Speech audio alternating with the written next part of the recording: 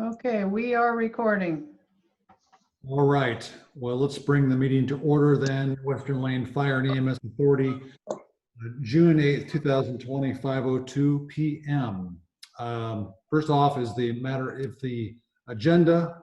Hopefully everyone has had a chance to look at that. Can I get a motion to approve the agenda, please? I'll make a motion to approve the agenda for the June 8th WLFEA meeting. And I'll second. First and second, any discussion? Who let the dogs out? Cat next door. Oh my goodness. So professional. First and second, I think there's no discussion. All in favor to approve the agenda, please say aye. Aye. That was unanimous, no opposed. All right, let's please rise, or whatever you choose to do in your comfort of your own home, for the Pledge of Allegiance.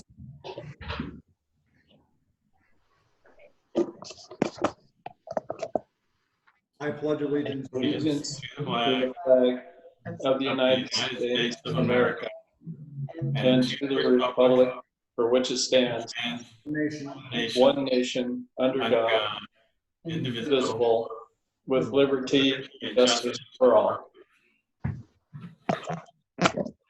All right. We already approved the agenda, so let's do a roll call vote just to make sure we have everybody here. Director Green, Present. Director Hickson, Here? Director Yasny, Here. Director Farnsworth. Here.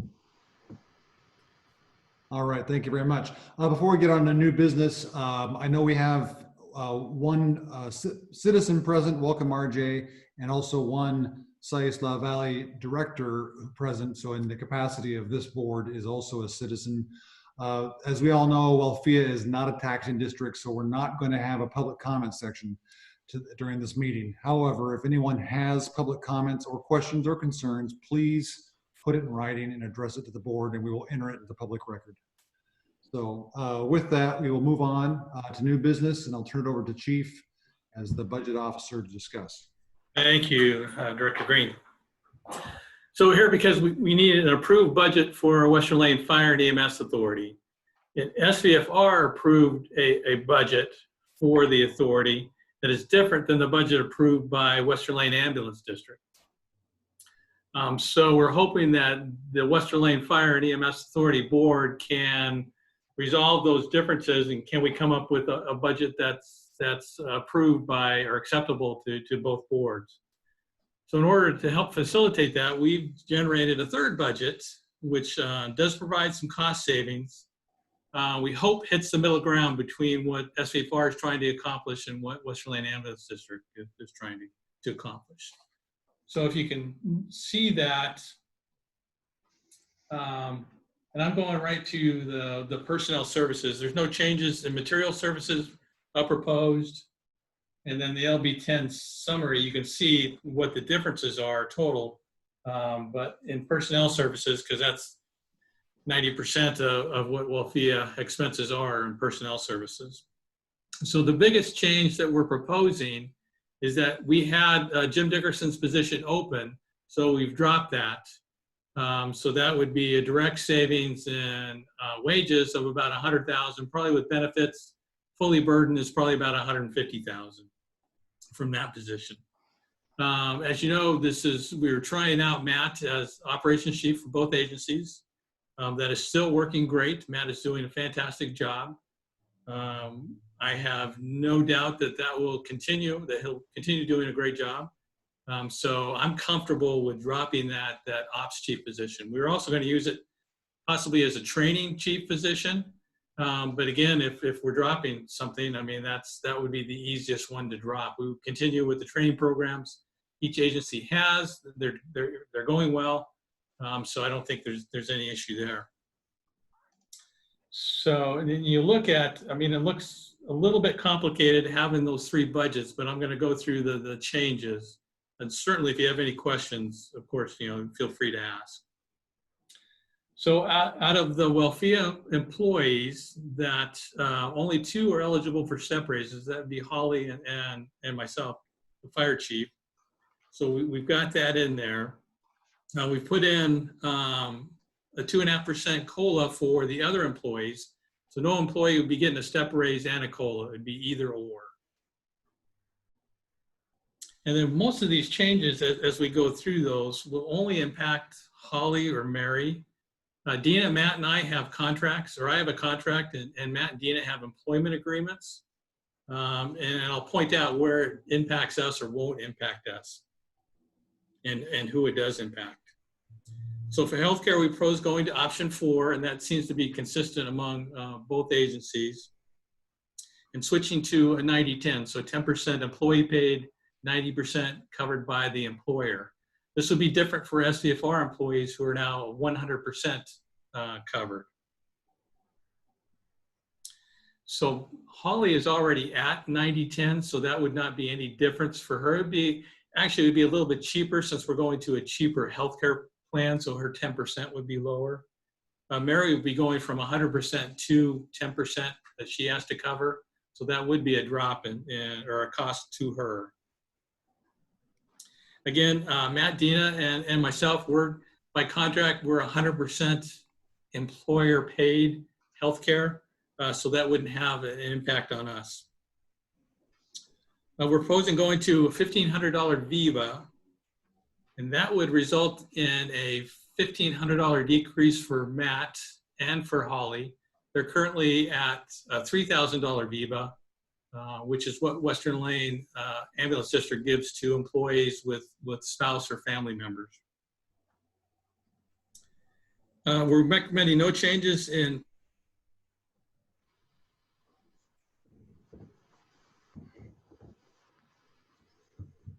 Chief, you froze up. Can you repeat that? You went into freeze mode. Sorry. So we're recommending no changes in PERS or IAP. By contract, Matt, Dina, and myself, the fire chief, we're covered 100%. So dropping the IAP to employee paid would result in a 6% drop in pay for Holly and Mary only. So those are the changes. You can see the total for personnel services, $744,023, which is a drop from the current year of $837,363. So those are our proposals. Would welcome feedback. I would like to make a comment on the healthcare. When I budgeted originally, budget 1 and budget 2 for the health and dental, both of those line items include all 6 FTE, which are the little notes that I have down at the bottom of that personnel services page. After discussing this with Chief and Matt, it came to our attention that the contracts actually do exempt Chief and Matt and I from having that deduction taken from our out of our pay. So I just wanted to point out that those budget numbers in budget 1, the 112, and in budget 2, the 71,000, those are different now actually, because they're only those numbers should be revised if we're even considering that, because again, they only affect the 2 full-time admin staff. And that's why I put those notes down at the bottom. So what are you saying? Are you saying the numbers that are in the budget are correct with those notes, or do we have to do additional factoring here? No, what I'm saying is the 112,826 on line 14 for budget 1, that actually should read 121,283 because Chief and Matt and I are covered 100%. So, and same with, it's kind of confusing because I've been working on this all day and I understand kind of the confusion. But in budget number 2, the same line item, that 71,312 actually should be 102,304. Okay, so just a question. When were these contracts initiated that each of you have that gives you 100% healthcare? It was upon, Chief's in my hire. Mm-hmm. And Matt's? On his promotion to operations for Western Lane. Okay, well, my question is, that promotion was temporary, and I think the board's talked about leaving his pay and benefits where they were until we made a determination. No, that's his operations chief for Western Lane, not for WLFEA. So when he was promoted to ops chief at Western Lane, not the position he's in right now. I see. Correct. Okay, so Matt, do you have a written contract with the district? Yes, sir, I do. Okay, great. And was that, Chief, was that something you initiated or somebody else initiated? It was actually Chief Langborg and Brian Burright, and the board approved that back then, Okay. 2016, at the end of 2016. Okay, all right. Well, thanks for that information. Just a point of clarification too, since we have 3 budget iterations. Chief, as the budget officer, I mean, now that we have budget number 3, this is the recommended budget to this board. Is that correct? Correct. Okay. And then is the health number of 108, excuse me, 108,619, is it correct? That is based on just Holly and Mary having 10% of option 4 deducted from their pay. So yes, it would be correct. Okay. Well, my initial impression is that I can see there's a lot of work that's been done here, but basically what we've done is cut the fire ops chief and then spread that cost, half of that cost throughout the budget. It should have dropped down to 692. You know, our board approved budget number 2, and I was told that SVFR approved both budget number 1 and budget number 2 as a negotiating range. My concern has been that we have all, as both boards, were focused on gaining a 90-10-50 program in option 4 for health insurance. And our board has approved budget number 2. What is SVFR approved? Have you approved both budgets? Budget number 1, budget number 2? I was told that you approved both as a range. The board hasn't approved a budget. The budget committee has recommended a budget, Okay. of which was, there were 2 budgets presented, and we approved essentially the worst case scenario with the understanding that there would be the labor negotiations would need to be completed. Okay. Well, my concern from a strategic standpoint is that when we publish a budget like this, it's very hard to get the working staff to accept a cut that administration isn't taking equally. And our goal, all 10 of us, were looking for the 90-10-50, option 4. So I don't know where to go with this. I mean, there were 10 of us in the room that agreed on where we were going with this. And now it seems like we're moving back towards a 90-10, which is no cut at all on the ambulance side. And a slight cut for two people at SVFR. And it changes the dynamic completely of our negotiations. And we were looking for synergy across the district, you know, across the work. But I think the districts are in 2 really different places. I understand, but the administrative staff is not represented except for 3 people with contracts. So my point is the same. It's really hard to get your rank and file people to accept a cut that's not the same for the administrative staff. Yeah, but I think your administrative staff mostly are SVFR employees. And then, I didn't think we made that distinction anymore. To be honest, I mean, this is a mistake that the Western Lane Board made 3 years ago by approving that contract. So it's sort of hard to then punish FCFR employees for I that. thought we were one team. Well, we are, but again, it's in two different, I mean, FCFR employees didn't get the 15 to 20% pay increase 3 years ago. I don't know who got a pay increase 3 years ago, except for the supervisors. I mean, I haven't seen the contract before that one. I understand what you're saying, Chief, but we're not moving in the right direction based on previous board direction. Previous board direction was 90, 10, 50 and option 4. So slowly but surely, we are eroding our position where we will not achieve the savings that we needed. I mean, if we go to a 90, 10, 50, it's going to be very hard to ask the rank and file to take a 90, 10, 50.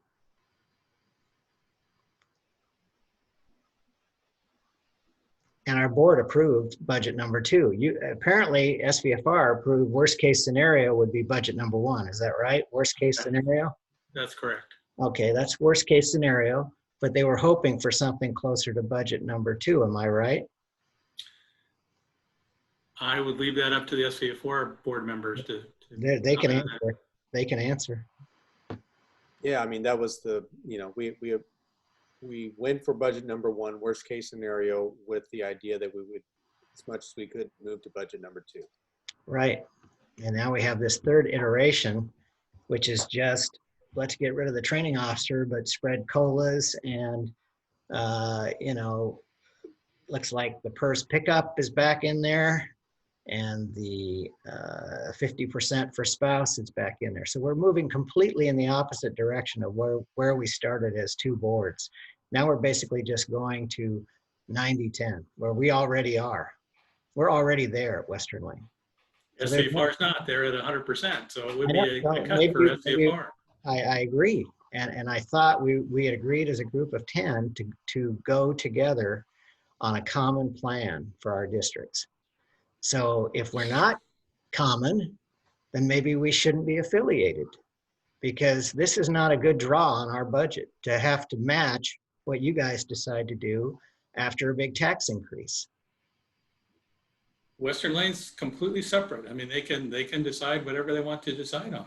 It's very hard to negotiate when your staff doesn't have the same cuts.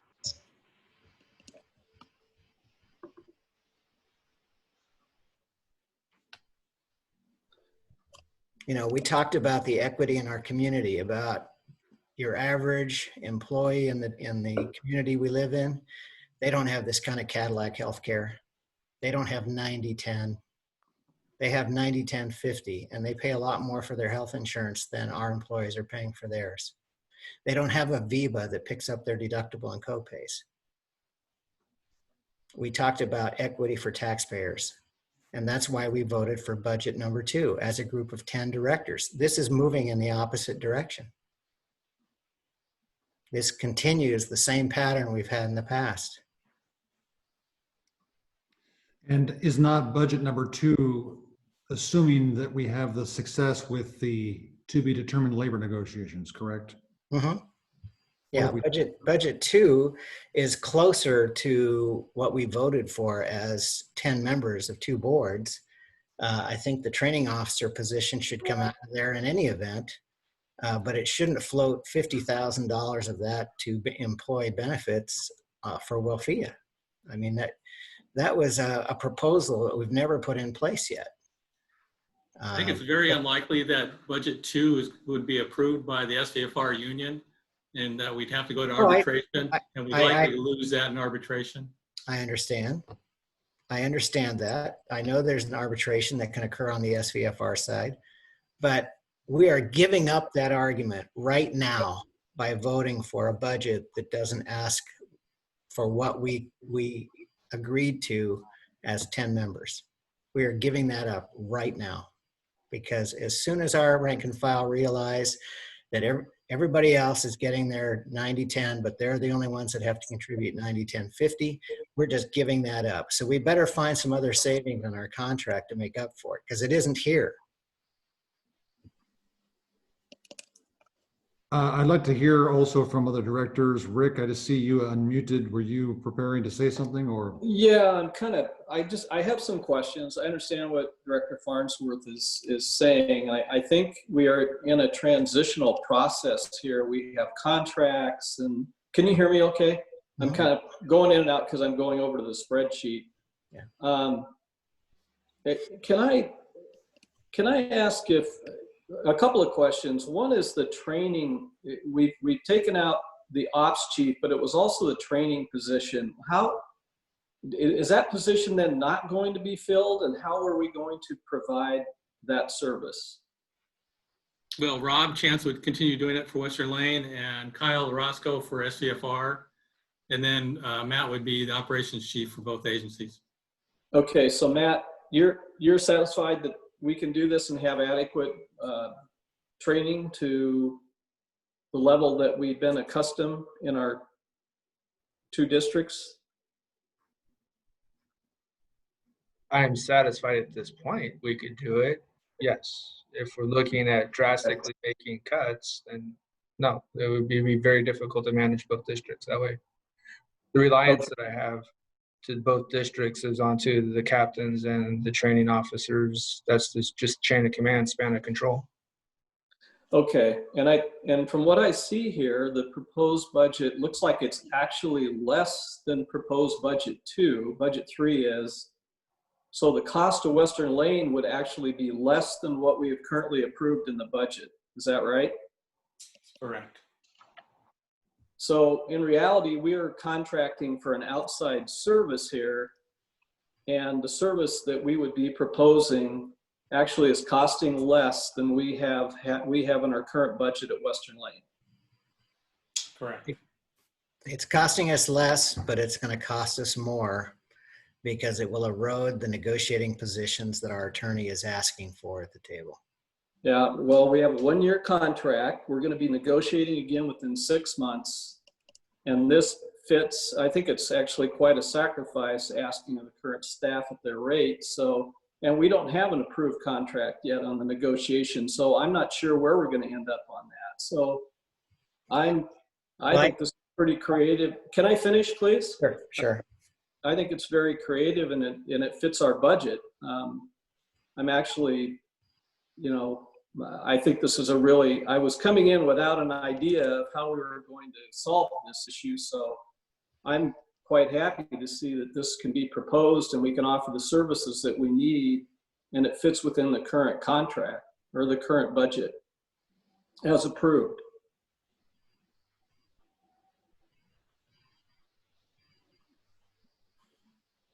So I would think this is a really good offer. I don't think you're ever going to get, I think it's going to be really difficult to get to the place that Director Farnsworth's talking about.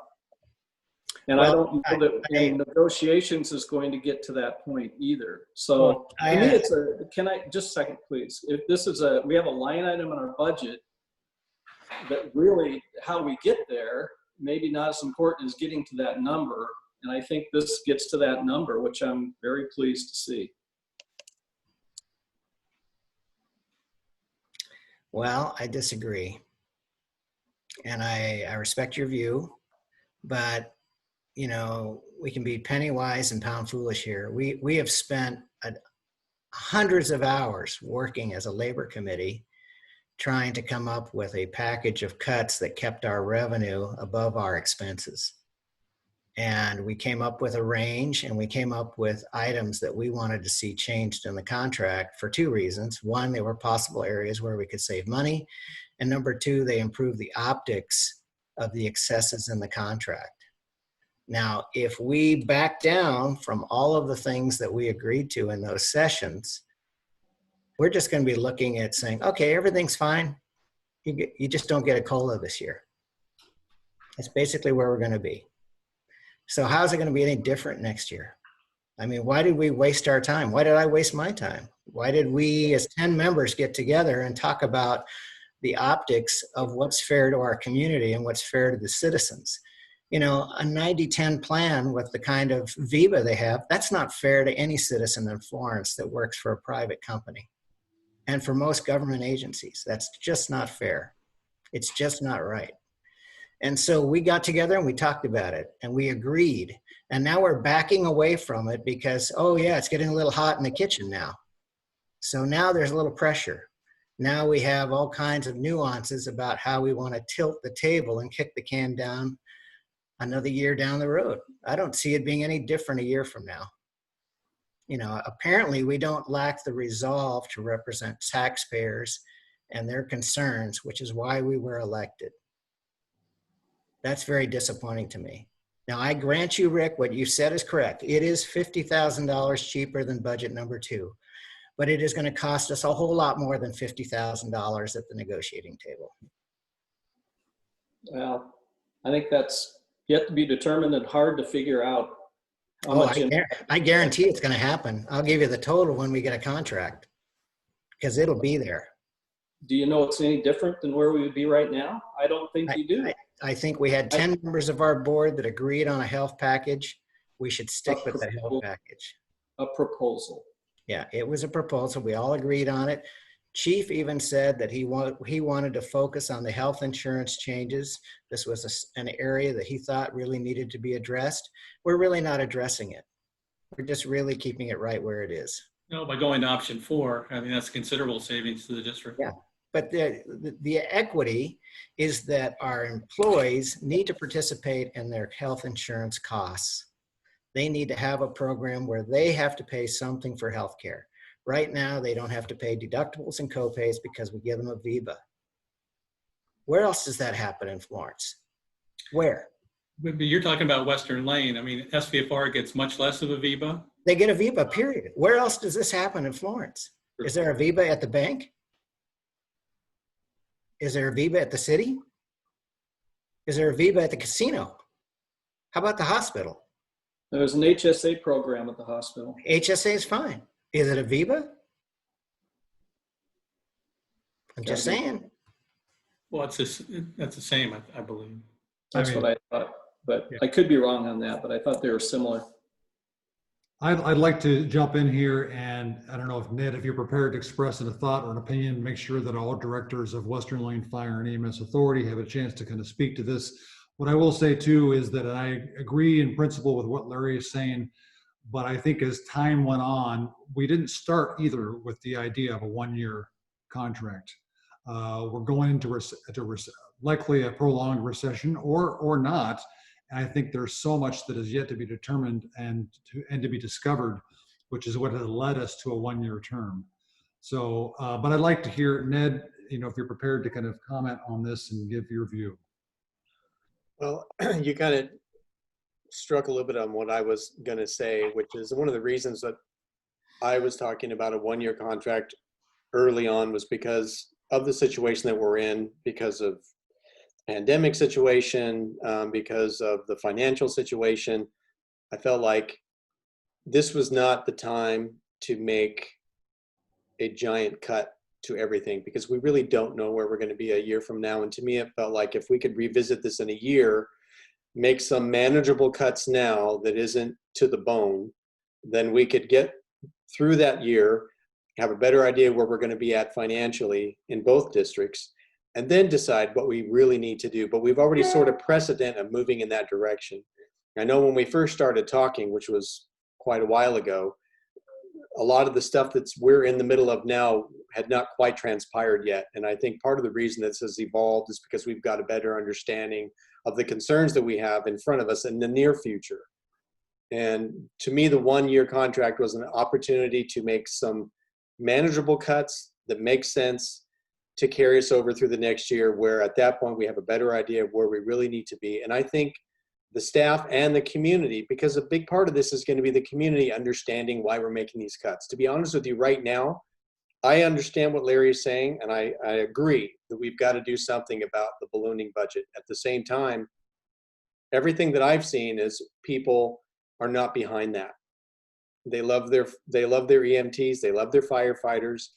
This is not the time to go on a public crusade against, you know, about making cuts to the people who are saving their lives and who they see as heroes in their community.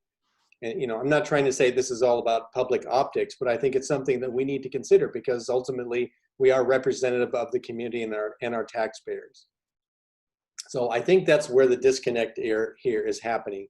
I don't disagree with you, Larry, but I don't necessarily agree with the timing of cutting it to the bone at this particular time.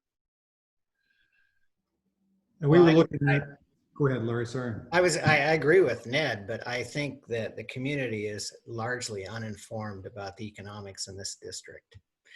I had a conversation with a very, very respected member of our community, and he asked me a few questions, and I sent him the collective bargaining agreement, and he was appalled. I think if the community did know, they would be concerned and upset. Now, do we want to blow up the district? No. Do we want to have our employees be well compensated? Yes, we do. Do we want them to be ridiculously overcompensated? No, we don't.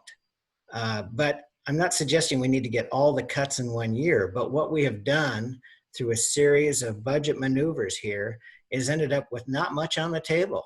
So we're just really kicking the can down the road. Some people are getting COLA, some people are getting step increases. Some people have contracts. So a couple of people are going to go from 100% healthcare to 90-10. And we're basing cuts on a job we proposed to add, which we are not adding. How is that a cut? So what's going to happen is you're not going to see a reduction in your expenses. So we're going to have a situation where we're going to have continuing decline in revenue versus expenses. That curve is not going to be flattened or fixed. And a year from now, we'll be faced with the same dilemma. Do we want to revisit health insurance each year, or do we want to fix that this year and fix something else next year? I mean, I don't see where this leads to a successful negotiation that reaches any of our goals. All it does is paper over the problems, kick the can down the road. Then we have another debate, another process we go through. And what a complete and total waste of time this has been so far.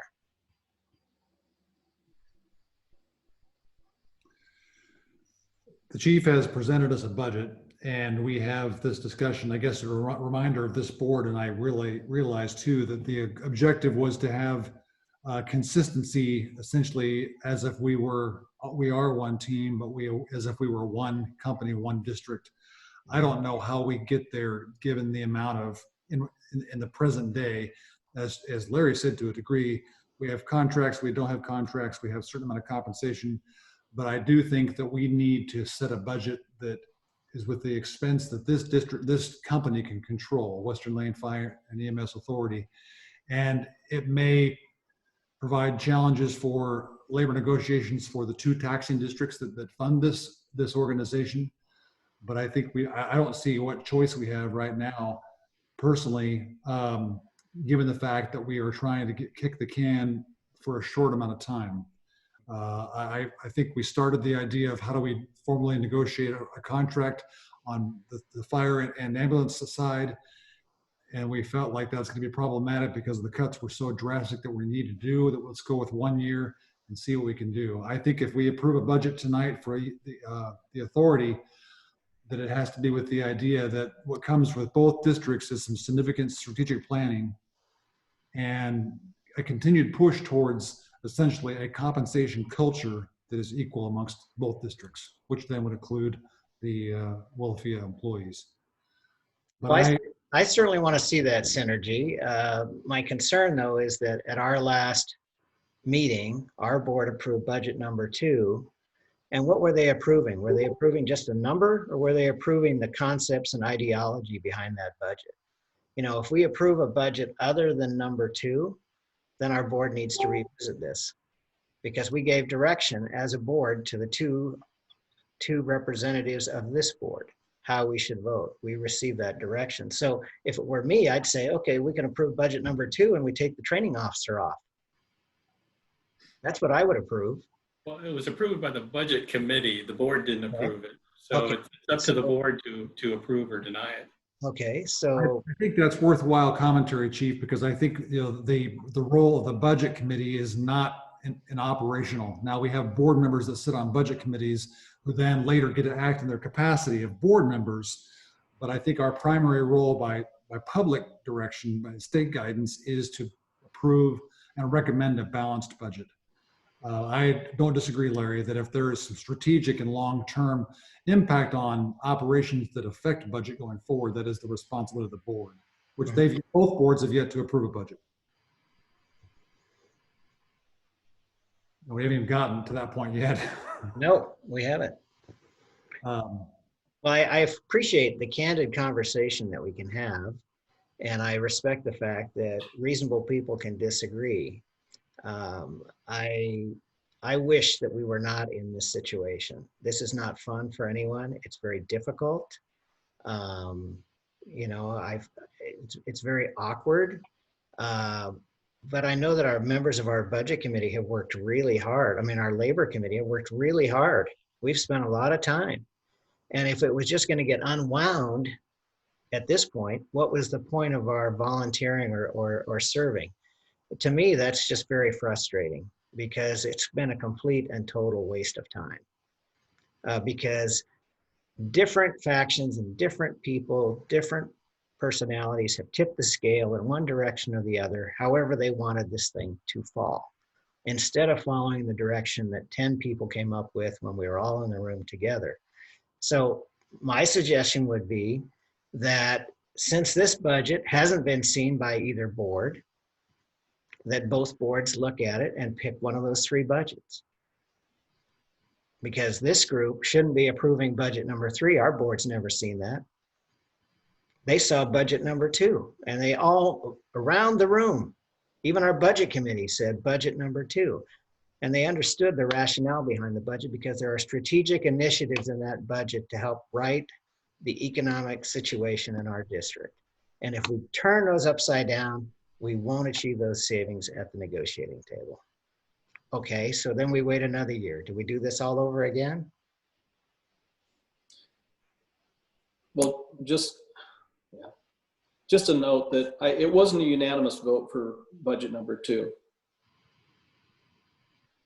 from our budget committee. Okay, I don't remember. I think it was an overwhelming majority, wasn't it? It was either 5-3 or 6-2. I can't remember, but it wasn't unanimous. Okay. What was it among the budget, the board members? I don't have the vote in front of me, so I don't know. I just remember everybody voting for budget number 2. Yeah, I think it was 3-2 on the board. Yeah.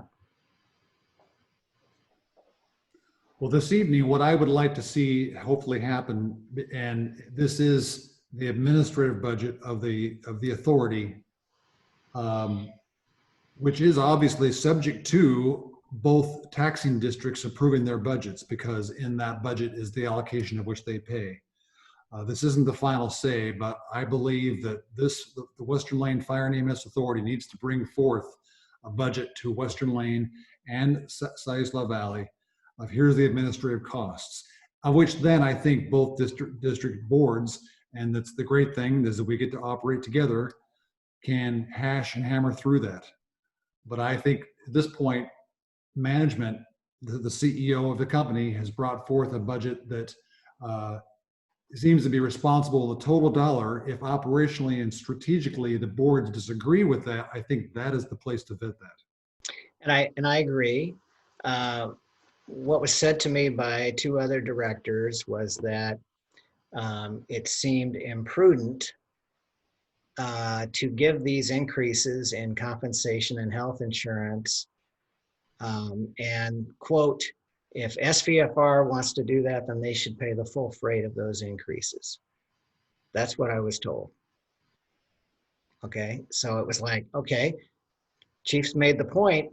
You guys are maybe not in the same situation as us. Maybe you're going to have an arbitration.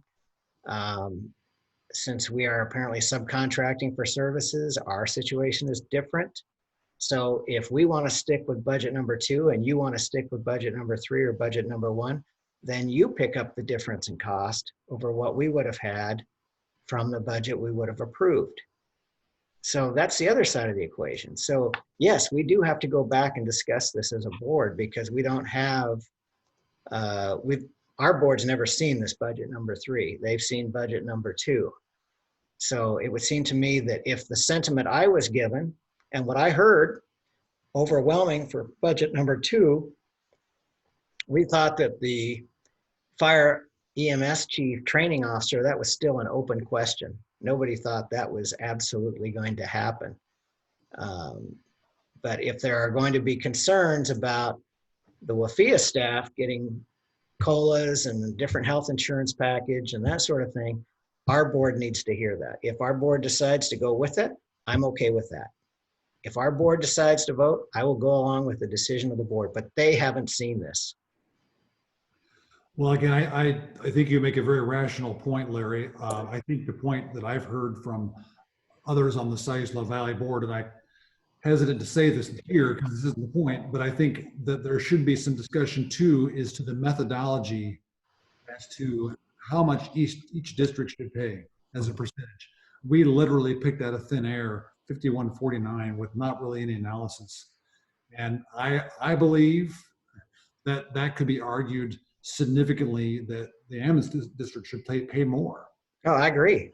And so I think we open up a significant, almost unmanageable, unanswerable can of worms as to how we get to the end result.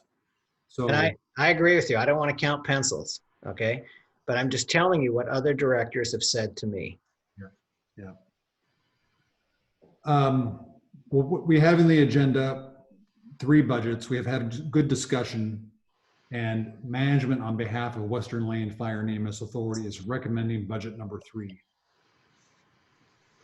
Again, this is subject to the budget approval of the 2 districts, and of course, whether or not any allocation of how much each district pays is even comes up and is approved.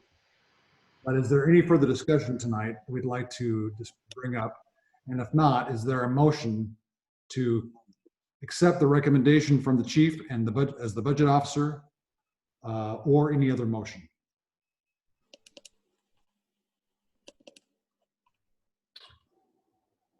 Well, I would make a motion to approve proposed budget number 3 as fitting within both districts' budgets for these services. Okay. Director Yesney has moved to approve budget number 3. Is there a second for that motion? I'll second it. Okay. Before we call the question, any other discussion or discussion we should have? You know, I'll make one other comment that I've been thinking about is that we have 3 different entities here and 2 districts that are kind of seem to be in different places as far as pay scales and things. And I think overall we should be maybe thinking of moving to market, some kind of common definition of market. And if we find that the fire districts comps, they're below market and Western Lane's above, the solution to get both to the same place is not going to be the same. And then also WLFEA. You know, I know Director Green had in April of 18 had a study done of salary study of chief and of the office manager. Medium salary of $83,000 for the office manager, $141,000 for a chief director. So, you know, do we move everybody to the same package, but their comp needs to be market? That's what I would eventually like to see, is people are paid fairly according to their market value. And I'll just leave it at that. And that may mean people move differently. Some people have to be increased and some may have to be decreased based on your comps. Well, that would ultimately, Rick, and I agree with that, which was, there was really no objective 3 years ago or 2.5 years ago, other than the fact that I had a feeling, I wanted the board to recognize that if there was ever a significant change of personnel, we better recognize what potentially the replacement costs were going to be. But I think this opens up probably the least short-term strategic initiative that both boards need to tackle in the coming year is pay equity and pay consistency. And I think maybe the fact that we're trying to negotiate a one-year labor negotiation on both sides of the table is a prudent thing, because then we can try to tackle that and come back with a fair and equitable plan that has a equal impact on administrative employees, contract employees, and union employees as best as we can. And I totally agree with that.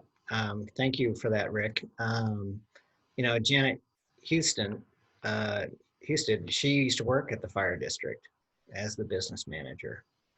She got a massive pay raise when she put a uniform on. That's what she'll tell you. So when you do a parity, you need to be doing parity to private industry. It can't just be, oh, we found another government district that pays better, so let's use that. Because that's been a tool that's been abused for a long time to make sure we don't lose the good quality people that we have. And that creates a stepping stone process of escalating wages that's ridiculous. You know, you see that in Eugene, you see it in Lane County. You know, we're all aware of the abuses of that kind of a situation. And I think it is right to have an evaluation. I heard recently that the hospital was doing that, and that people were being recategorized.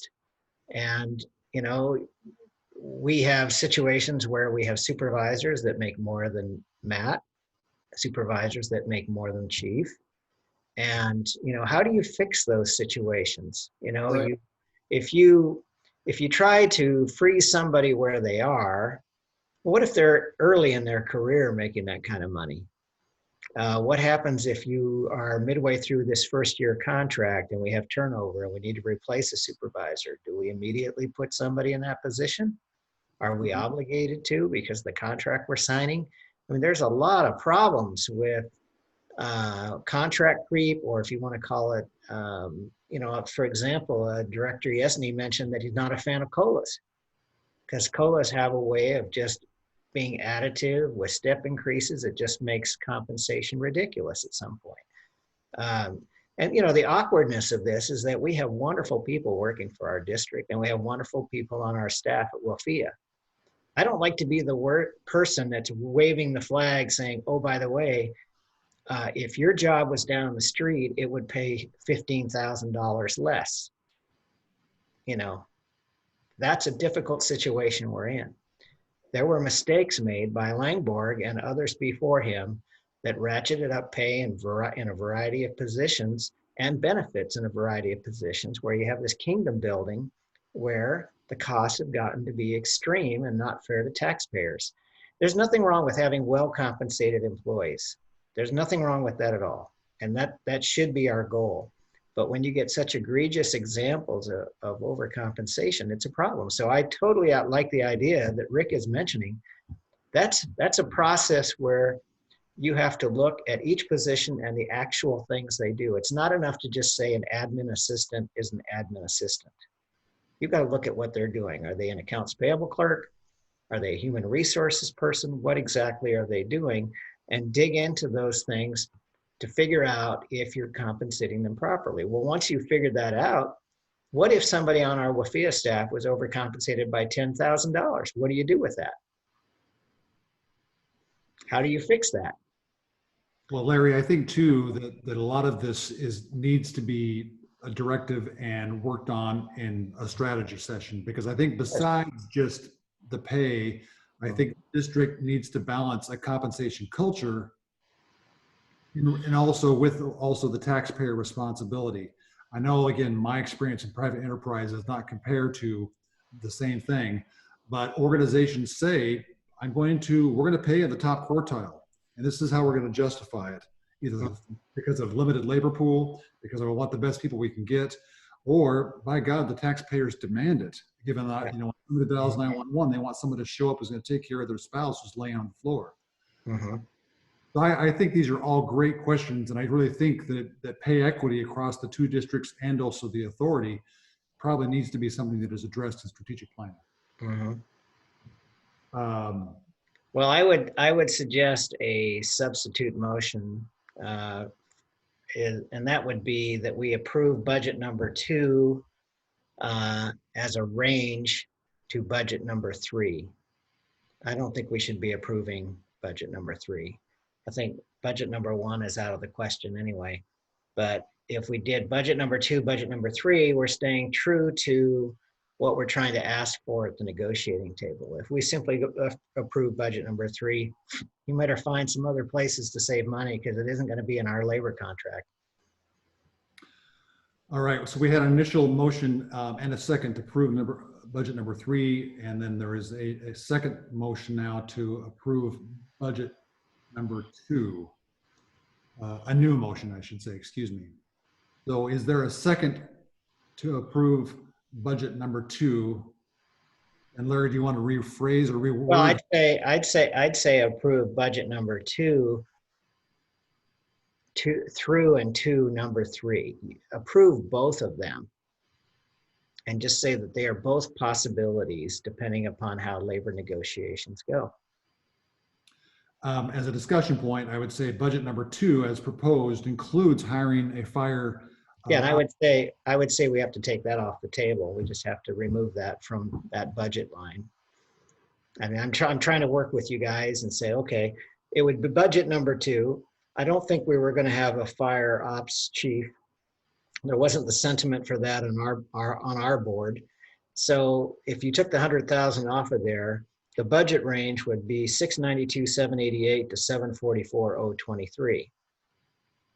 So maybe I'm not being eloquent enough, but what I'm suggesting is we approve budget number 2 with that amendment, taking off the fire ops chief training for 100,000. That would be that budget, and then the budget number 3 would be as published, and it would be the range of those two. And ultimately what will decide what budget is accomplished here will be what's negotiated at the table. For which agency? That's the question. It's going to be different from SVFR is not going to have the same contract as Western Lane. Okay. And we probably will have the same contract as you because we won't be successful at the table with this budget. So there is a new motion from Director Farnsworth to approve kind of a sliding scale, I guess, somewhat of a similar to what Siuslaw Valley budget 2 with hopes of modifying that closer to budget 3. Is there a second for that motion? So let me ask, our next SVFR, our next joint meeting is the 25th, is that correct? Correct. Okay, so. But your budget hearing is Thursday night. Thursday night. That's the 18th is our budget hearing. That's Western Lane. Siuslaw Valley has their budget hearing Thursday night this week. This week, I see. Right. So we will never do this again.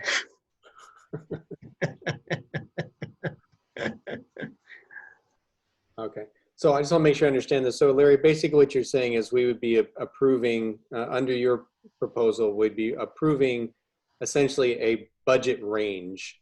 Yes. Somewhere between 2 and 3, which would be determined at our next meeting. Right. Joint meeting. Right. And you'll have to help me understand this, but let's assume we approve budget number 2. And let's say that the negotiations produced a result that was closer to budget 3. Wouldn't this board have the right to change the budget whenever? They would, but each agency is going to have a different contract without a doubt. I understand. It's not even going to be close. Not even going to be close. Okay. Yeah. Well, I think our board would want to look at that and have a conversation with the other board. I think that's what they would like to do. It's just the fact of arbitration is. I understand. If we have a decrease in SVFR compensation, if we can freeze it, I think that's going to be a plus. But I don't think there's going to be a decrease in compensation. Okay. Well, what I'm trying to suggest is our board would like to have eyes wide open on what we're going to be paying and what we're going to be paying for. Correct. That's what I'm asking. So I'm trying to work with you. I don't see approving budget number 3 because it's not the direction we were given by our board members. They wanted to see budget number 2 with the elements in budget number 2.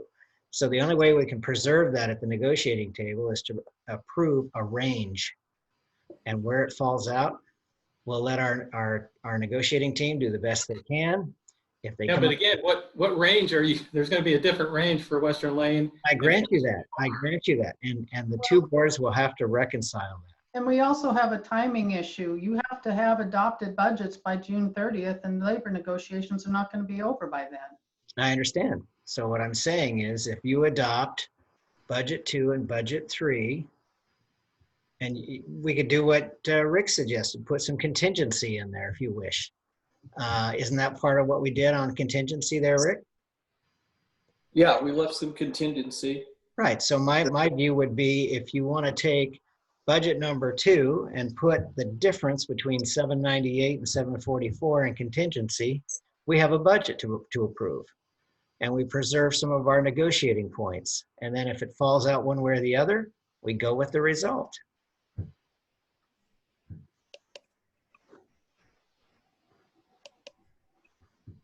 That way we don't weaken ourselves at the negotiating table. We go with budget number 2, which is what our board recommended, put some money in there for contingency. Then we don't have to broadcast these other changes. It doesn't make us weaker at the table. It gives us the opportunity to negotiate our best deal that we can get. And if we don't get it, we take some of that contingency money and backfill. Yeah, you could also say that you could keep the budget where the budget committee approved for that line item and say, but there's a range that has a lower and an upper end, and that the budget's adequate to fund that. Explain that again. Well, you could leave the budget even where it is. Which budget? Number 2? I'm sorry, the Western Lane budget with the line item with the spending in it is Yeah. how you get there. You could say that there's a lower end range than that to a Right. and there's enough budget money. I think what Director Farnsworth is really trying to achieve here is that we keep our negotiating range intact. Mm-hmm. That's and by exactly. adopting, and I see what you're saying, Larry. If you propose number 3, you've somewhat given up that range. Yes, you have. And so I can see the logic, and what I think you're saying, Larry, too, is you'd basically be reducing budget number 2 by about $150,000. Yeah. I think that's what Chief said the impact of that salary plus the benefits would be. Mm-hmm. So that would, your lower end is going to end up somewhere more like 650,000. So we take 100,000 out where it's 692, and then you're saying the difference between the two budgets is about 50,000. I grant you that. That's what I'm trying to do. I'm trying to preserve our negotiating range. So, Right. And I agree with you, Rick, on how it fills into our budget. And unfortunately, the timing of our budget cycle and our negotiations is what has put us in this sticky wicket that we're in. And it would be much easier if we didn't have our budget cycle concurrent with our negotiating cycle so that we could get through this without this conflict of trying to show our cards at the table. Hasn't worked out very well for us this year. No, it's been quite difficult. Right. So I would say, my motion is to approve budget number 2 without the fire ops chief, or you can leave it in there. I don't care. The point is, if you leave it as published, you can say, okay, and then we have a contingency and it will probably go down. Okay. Or it could go up, but if there's a contingency, at least we aren't publishing something where the rank and file are going to say, well, wait a second, Holly and Mary are getting COLAs, and the chief and Dina and Matt are all on a contract. So we're the only ones carrying the freight here. They're the only ones that got the huge increase 3 years Well, ago, too. I agree, but they don't see it that way. Well, it's They don't see it that way. And completely unfair to the employees of WLFEA. we're trying to be gentle here. Okay. We're trying to be gentle here. So I just Well, budget 2 has all the major cuts. I don't see where gentle comes in. well, I think our WLFEA staff is excellent. I would not be surprised, Chief, if an evaluation of their job responsibilities resulted in lower pay, because I know that several directors share that sentiment, you know? So when you say who got the big increases, I think the big increases have been everywhere. So in any event, So Larry, you have a motion, if I understand, essentially to approve a range of personnel services of budget 2 minus the fire chief to budget 3. correct, right. Or we could, as Rick suggested during our regular budget, is that we have a contingency line on budget number 2, not even bring up budget 3. Just approve budget 2 with a $50,000 range. How did you say that, Rick? How did you describe? That wasn't what I was thinking. There's already one motion on the table, though. Yeah. You have to vote Yeah. on that. The first motion. Yeah, I think we need to keep this somewhat in order here. No, We do- I'm trying to keep it organized. I'm just looking for Rick's feedback. I didn't quite understand what he was trying to suggest. Actually, my suggestion was to leave the Western Lane budget line as it is and not change it, because it covers either budget proposal number 2 or number 3. Okay, and can we just publish budget number 2? Do we have to publish budget number 3? Because that's what's going to hurt us. No, I think you approved the line item, Okay, we approve the line item and we'll see where I think which that's covers either one. I think that's elegant, but I don't want to see budget number 3 splashed all over the place. Well, since this is a public meeting with. I know, it's a public meeting. It's already splashed all over the place. Okay, I think for essence of meeting order here, what I'd like to do is we have initial motion and a second. We have a second, a new motion from Director Farnsworth. I'd like to call to see if there's a second for Director Farnsworth's motion.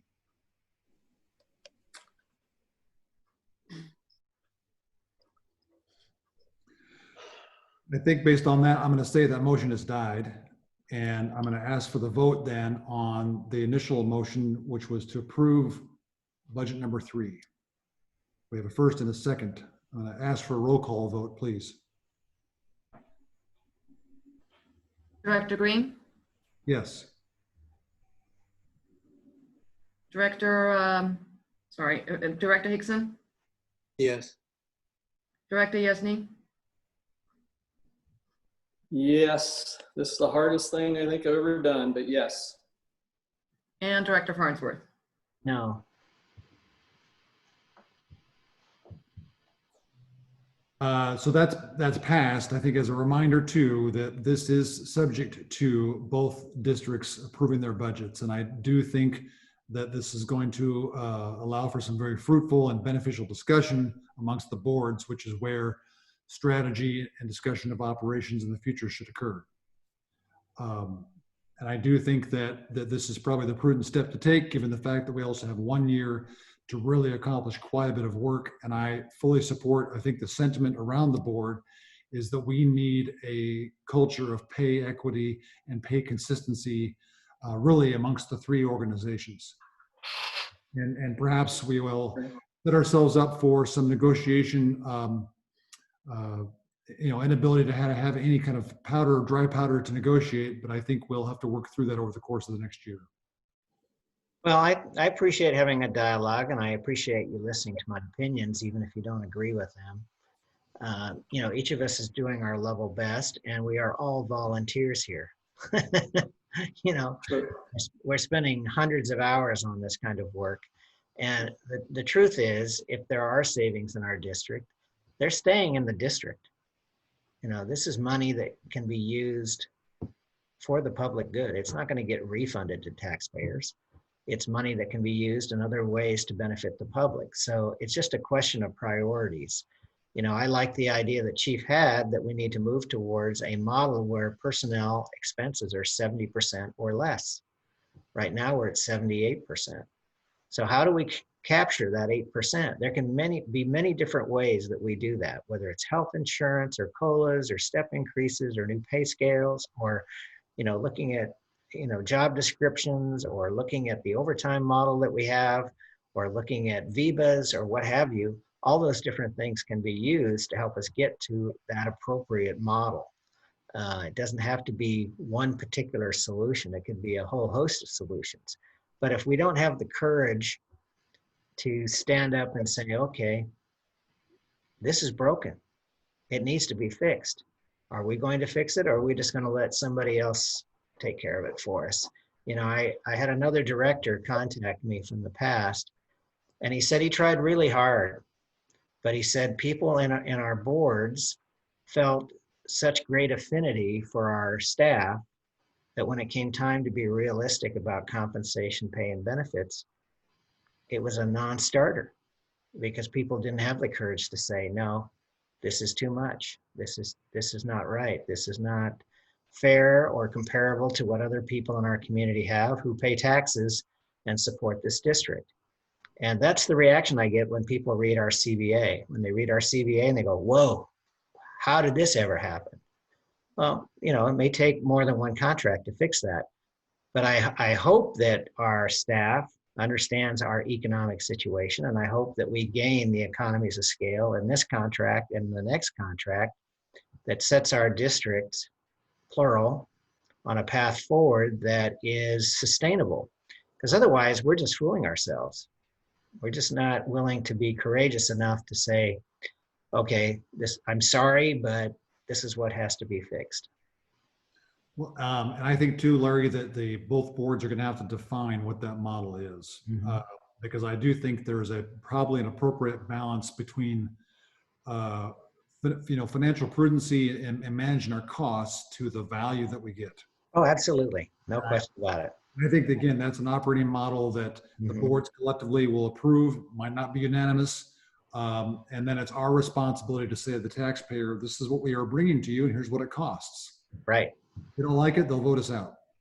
I mean, I'm just being honest. And I think there'll be some discussion as to how do we provide the level of service in both fire and EMS that meets the needs of the community, and what does that truly cost to provide? So I agree.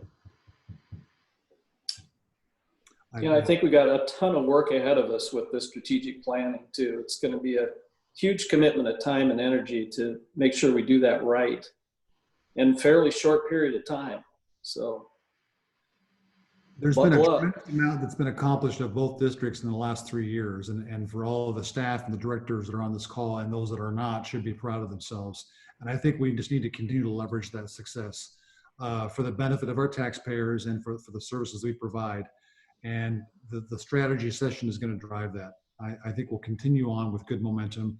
Hopefully have the courage to say what's on our mind. And I appreciate all, Director Farnsworth and Director Yesney and everybody and Ned, speaking your minds. But I think we'll have a lot of work, and let's continue the great success that we've had. But I think, what's important from my personal perspective, and I'm just an individual, is delivering quality service and then ensuring that we can find a way to pay for it. And if we can't, we accept what we can do. If we have revenue of X, then we have to figure out what the costs are that fit in that model. And if the costs are Y, then we need to consider the revenue, and maybe the revenue is the issue. I don't know. So with that, the new business is concluded. Is there anything else that's not on the agenda that the board should be addressing this evening? Okay. With that, then, we will consider this meeting adjourned. Again, there is a fire budget hearing this Thursday, and then ambulance district next Thursday, and then full board meeting. What was the date, Chief? 25th. 25th. Okay. Plan for some time. Absolutely. This meeting's adjourned. Thank you very much. Thank you. Thanks, Thank everybody. you all. Have a good night. Good night.